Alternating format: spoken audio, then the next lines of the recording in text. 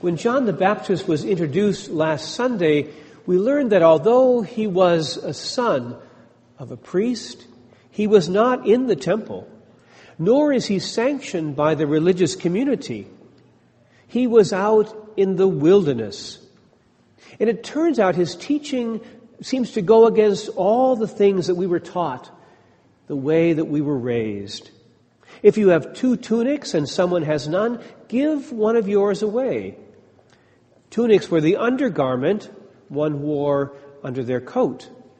Most people had 2 of them, one they wore every day and one that they wore on the Sabbath day.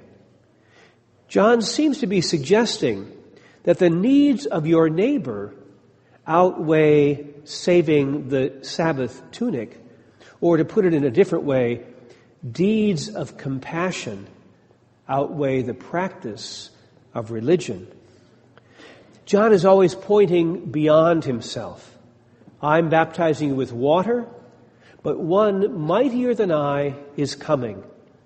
He will baptize you with Holy Spirit and fire. So water is only the container.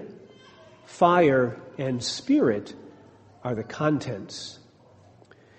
In the liturgical calendar, we celebrate the birth of John the Baptist right around the time of the summer solstice, on June the 24th. And from the time of the summer solstice until this week when we reach the winter solstice, the days have been getting shorter.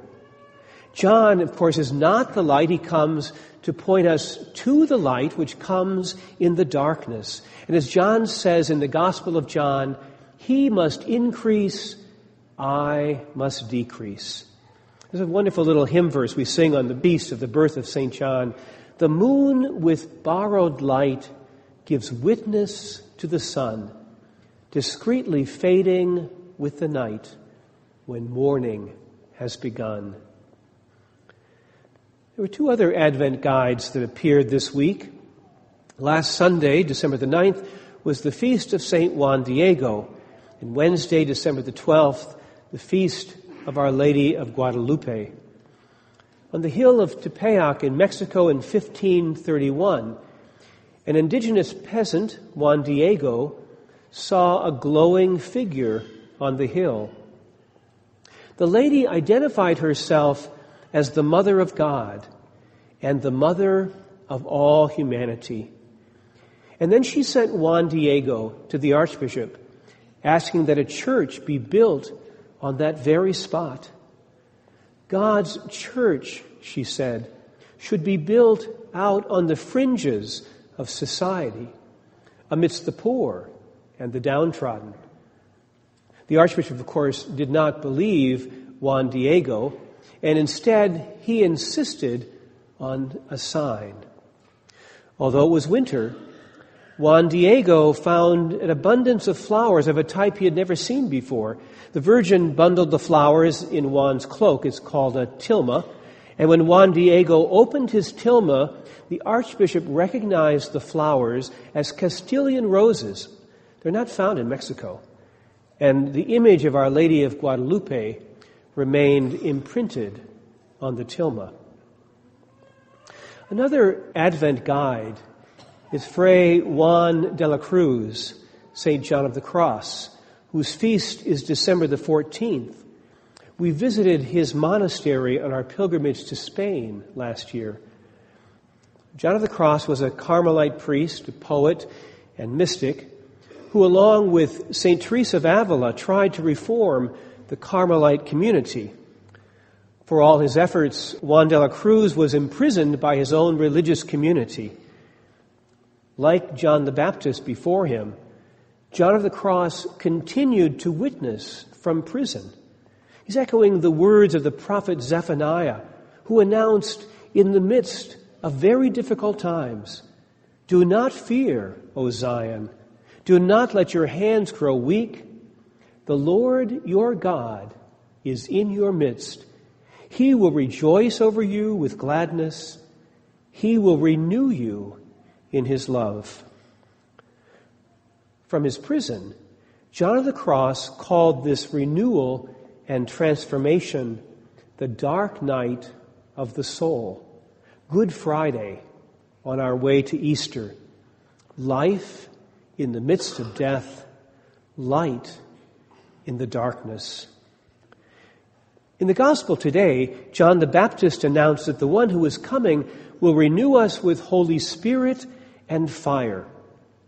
Fire appeared 3 times in these verses today, and Luke only uses the word fire 4 other times in his Gospel. So John of the Cross took that image of fire, and he likens the early stages of our spiritual life to a damp log being thrown onto the fire. Before the fire can claim the wood for itself, it must first dry out the log. The whole of the spiritual life can be seen as a preparation for the soul to receive more deeply the love of God.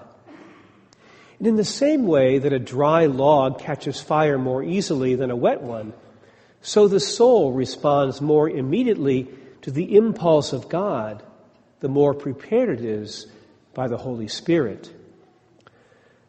This process of drying is something that at first we resist, but we soon recognize its benefits in producing in us a greater conformity to God.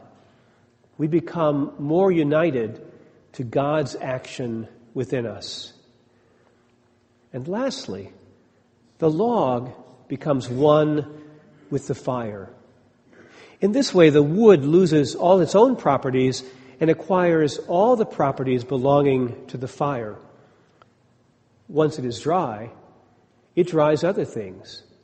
It acquires the heat of the fire and then produces heat itself. It takes on the bright flames from the fire and then reflects that light itself.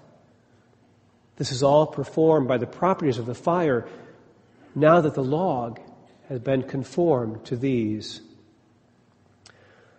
Our Advent guides invite us to empty ourselves, to make room for the one whose coming we await. Edna St. Vincent Millay put it this way: "My candle burns at both ends. It will not last the night. But my foes, and my friends, it gives a lovely light."